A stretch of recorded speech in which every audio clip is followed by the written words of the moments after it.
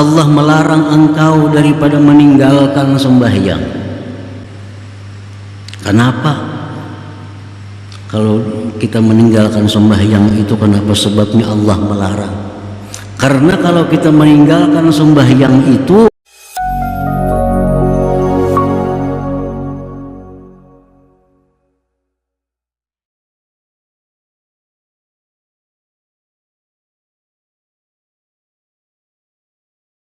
hanya saja Allah menyuruh engkau dengan taat, menyuruh sembahyang, menyuruh kita puasa, menyuruh kita bersedekah, menyuruh kita naik haji, melarang kita maksiat. Hanya saja Allah lakukan demikian karena sesuatu yang kembali kepada diri kita, daripada kemaslahatan dan manfaat di dunia dan akhirat. Tidak ada lain pada itu. Jadi keuntungan ibadah semata-mata untuk kita. 100% keuntungan ibadah itu kembali kepada kita. Tidak ada sedikit pun keperluan Allah Ta'ala dengan ibadah kita ini. Amaraka bitta'at liyuqarribaka ilaih. Allah suruh kita dengan taat, sembahyang, zikir, baca Quran, agar dia dekatkan engkau kepadanya, supaya kita dekat. Jadi Allah menyuruh kita dengan macam-macam ketaatan itu agar kita dekat dengan Allah. Karena kalau kita dekat dengan Allah, kita akan beruntung.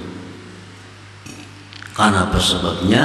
Karena Allah itu maha segala-galanya. Allah maha kaya, Allah maha kuasa. Kalau kita dekat dengan zat seperti itu, keuntungan akan datang kepada kita. Tidak usah dibandingkan kepada makhluk. Cuma sebagai contoh yang kecil, kita dekat dengan orang kaya, nyaman kita. Dekat dengan orang yang berkuasa, nyaman juga kita. Dekat dengan orang kuat, nyaman juga kita. Nah, jadi ini kalau kita taat, kita akan dekat dengan Allah. Allah itu maha kaya, Allah itu maha kuasa, Allah maha segala-galanya. Alangkah nyamannya hidup kita kalau kita dekat dengan yang maha kuat, kaya dan sebagainya tadi. Nah, jadi Allah menyuruh kita taat ini supaya kita dekat dengan Allah. Wa nahaka 'anil ma'asi lima ja'ala fiha min 'alamatil bu'di an hadrati, dan Allah melarang, mencegah kita dari kemaksiatan karena sesuatu yang Allah jadikan pada itu maksiat daripada tanda kejauhan kita dari hadrat Allah Subhanahu wa ta'ala. Namun kita maksiat, kita jauh lawan Allah. Makin jauh lawan Allah, kita makin susah, kita makin hina. Kita jauh dengan orang yang mulia, kita akan semakin hina. Dan jadi itu sebabnya Allah melarang maksiat supaya jangan jauh lawan Tuhan. Nah, para muhibbin rahimahumullah. Nah, dicontohkan Allah memerintahkan kita bimuhafazatis salawat. Ini Al-Quran, wahafizu, jaga, pelihara sembahyang. Sembahyang ini ibadah yang paling pokok. Allah suruh kita memeliharanya. Jangan sampai ketinggalan, jangan sampai keluar dari waktunya. Itu arti menjaga. Wahafizu 'ala shalawat. Nah, Tuhan kan nyuruh sembahyang, tapi nyuruh jaga. Jadi bukan hanya sekedar sembahyang, dijaga sembahyang itu, dipelihara. Pelihara sembahyang, jaga sembahyang. Karena kalau kita sembahyang, banyak manfaat yang kembali kepada kita. sedikit pun manfaat itu kadada kepada Allah. Kita mau sembahyang, mau kada Allah, kada urusannya, kada ada manfaatnya bagi Tuhan, kada ada mudaratnya kalau kita kada sembahyang. Tapi ini untuk kita. Nah, apa manfaat sembahyang itu yang kembali kepada kita kalau kita bisa menjaganya? Pertama disebutkan mardatun li rabbik tabaraka wa ta'ala. Sembahyang itu keridhaan dari Tuhan kepada kita. Nah, kalau kita sembahyang itu dijaga, sembahyang itu dipelihara, Tuhan ridha lawan kita. Allah senang dengan kita. Nah, Allah bila senang dengan kita, siapa yang untung? Kita. Manfaat keridhaan Allah itu kepada kita.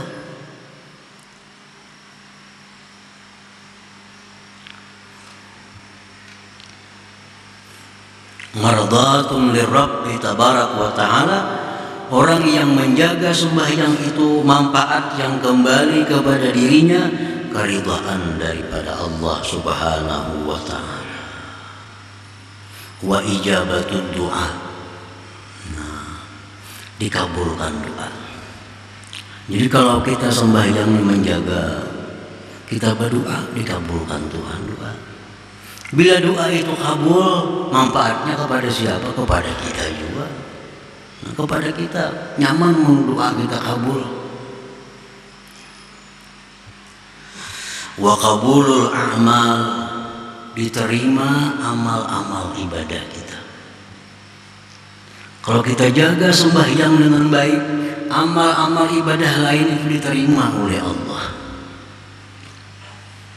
Nah, kalau sembahyang ini kada kita jaga, maka amal-amal lain pun umpat juga.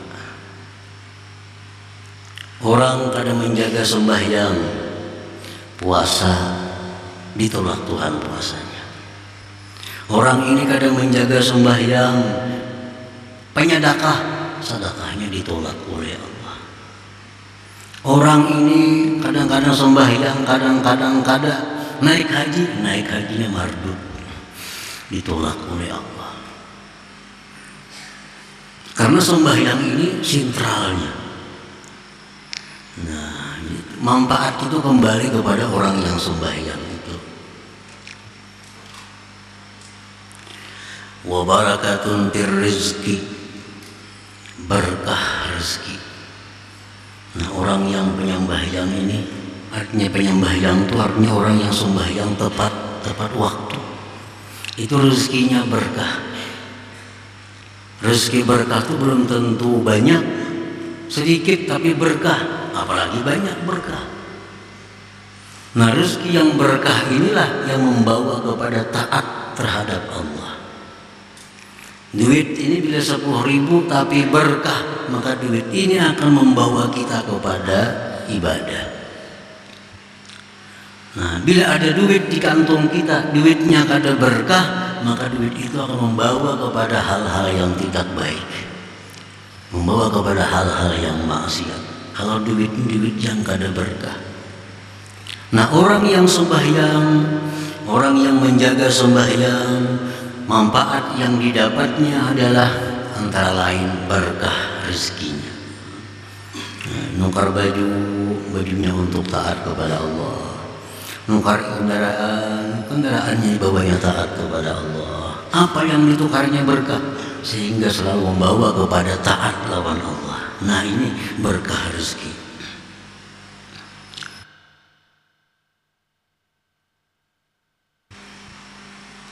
Wa syafi'un an sahibiha, dan memberi syafaat orang yang sembahyang itu. Sembahyang ini memberi syafaat lawan inya, baik menghadapi malaikatul maut. Nah, sembahyang ini memberi syafaat, baik menghadapi mungkar dan nakir. Sembahyang ini memberi syafaat kepadanya.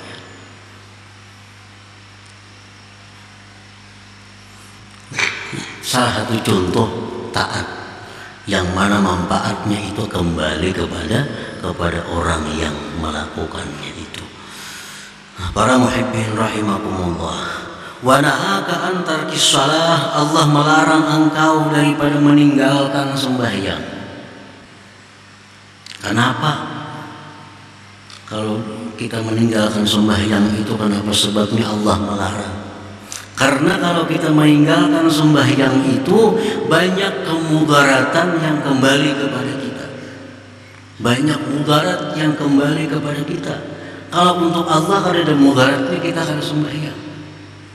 Sedikit pun Allah kada terganggu dengan kita kada sembahyang. Tapi kita yang banyak dapat kemudaratan kalau kita meninggalkan sembahyang. Makanya Allah berulang-ulang, Rasulullah pun demikian, jangan tinggalkan sembahyang itu. Karena meninggalkan sembahyang itu adalah awal dari kehancuran iman, kehancuran Islam, kehancuran orang yang meninggalkannya itu. Nah, oleh karena itu dilarang, sangat dilarang meninggalkan sembahyang itu, karena ini pangkal kemudaratan yang akan datang pada dirinya. Li'annaha rab'ul barakah min kasbihi wa rizqih.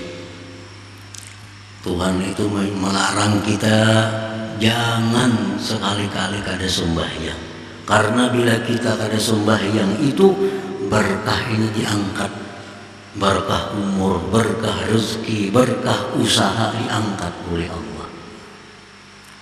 Maka bila berkah ini diangkat oleh Allah, kada ada kebaikannya lagi. Usaha kita kalau berkahnya diangkat, usaha itu kada akan baik lagi. Rezeki diangkat berkahnya, akan membawa kepada kejahatan-kejahatan. Nah, itu orang kada sembahyang itu ditarik itu kan berkah-berkah itu. La yuqbalu minhu sairu amal, tidak diterima daripadanya sekalian amal. Pemuasa orangnya tapi sembahyang belum ada diterima Tuhan puasanya itu. Orangnya penyedekah, sedekah nomor 1, tapi kada penyembahyang, sedekahnya kada diterima oleh Allah. La yuqbalu minhu sairul a'mal.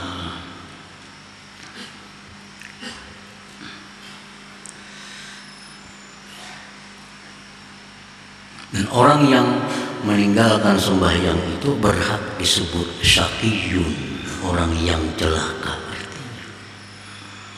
Orang yang celaka.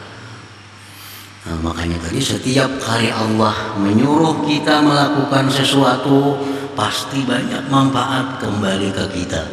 Bila mana Allah melarang kita memperbuat sesuatu, karena di situ banyak mudarat kembali kepada kita bila kita lakukan yang dilarang itu. Nah, para muhibbin rahimakumullah, demikian pula sedekah.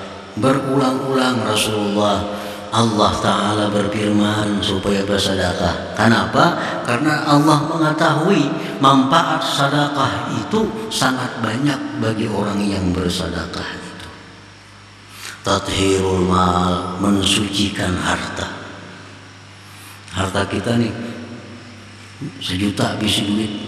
Nah, kita sedekahkan sebagian, sisa ini jadi bersih. Jadi bersih. Artinya harta ini ada waktu mendapatkannya itu dengan jalan-jalan yang kurang baik. Harta haram kada kawa dibersihkan dengan sedekah. Ini harta-harta halal juga cuma kurang bagus. Nah, harta halal juga cuma didapatnya dengan jalan bersumpah umpamanya. Nah, itu kurang bagus. Nyemal supaya barangnya ini laku bersumpah-sumpah. Nah, itu merusak barang, merusak rezeki itu. Nah, dengan disedekahkan maka itu jadi bersih.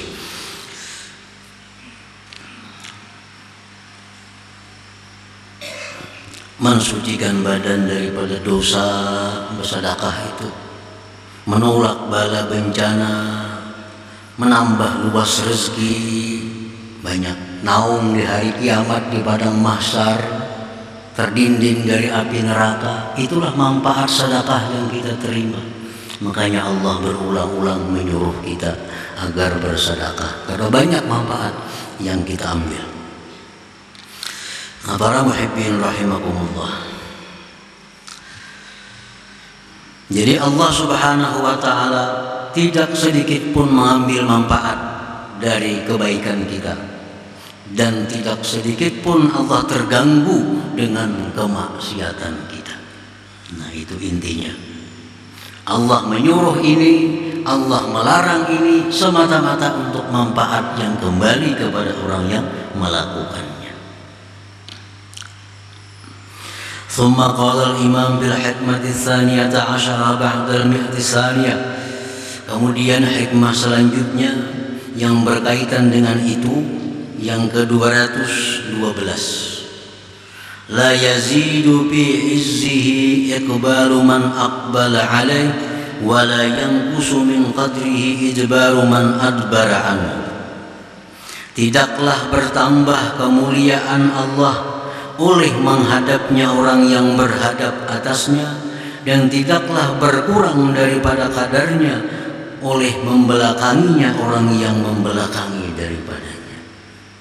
Nah, artinya bahwa kalau kita ini taat kepada Allah, itu kadang menambah kemuliaan Allah, kadang menambah kuatnya Allah, kadang menambah keagungan Allah. Karena Allah itu maha agung azali, Allah itu maha kuat azali. Kadim artinya sesuatu yang kadim itu kadang akan bisa diperkuat atau dirusak oleh yang baru ini. Tidaklah menambah kemuliaan Allah taatnya orang yang taat, dan tidaklah mengurangi kemuliaan Allah orang yang maksiat. Nah, oleh karena itu kita jangan sekali-kali merasa berjasa kepada Allah dengan sebuah ketaatan yang kita lakukan itu. Rasa berjasa lawan Tuhan. Dikira Tuhan udah kita taat naik, padahal ada. Lain manusia, kalau kita hormati makin naik, kita hormati makin naik lagi. Nah, itu biasa manusia lawan kita, karena kita menaikkan. Kalau Allah sudah naik dahulu. Nah, jadi taatnya kita kadang akan menambah sedikit pun kemuliaan Allah. Nah, maksiat kita ini pun sedikit pun kadang akan mengurangi kemuliaan Allah Subhanahu wa ta'ala. Nah, para muhibbin rahimakumullah. Jadi jangan sekali-kali kita beranggapan bahwa taat yang kita lakukan itu menguntungkan Allah, maksiat yang kita lakukan merugikan Allah. Itu anggapan yang sesat, anggapan yang salah. Wa bil haditsil qudsi, tersebut dalam hadis qudsi, law anna awwalakum wa akhirakum wa insakum wa jinnakum kanu ala atqa qalbi rajulin wahidin ma zada dzalika fi mulki syai'a.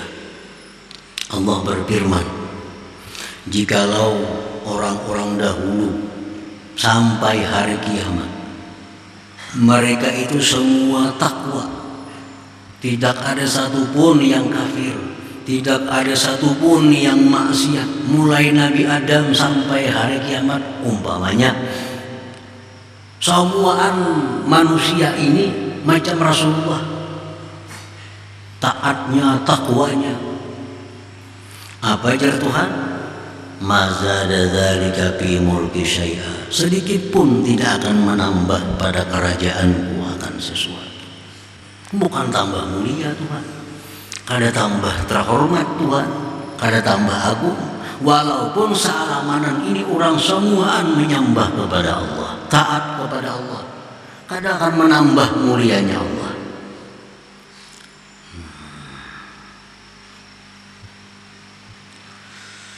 Walau anna awwalakum wa akhirakum wa insakum wa jinnakum kanu ala abjari qalbi rajulin wahidin ma naqasa dzalika min mulki syai'a. Kemudian lagi ujar Tuhan, andai kata mulai Nabi Adam sampai hari kiamat, baik manusia ataupun jin, Samuan itu maksiat kepada Allah macam Fir'aun. Misalnya ada 5 miliar Fir'aun, orang mengaku Tuhan. Mulai Adam sampai hari kiamat Fir'aun semuaan. Ujar Tuhan, sedikit pun tidak akan mengurangi daripada kerajaan.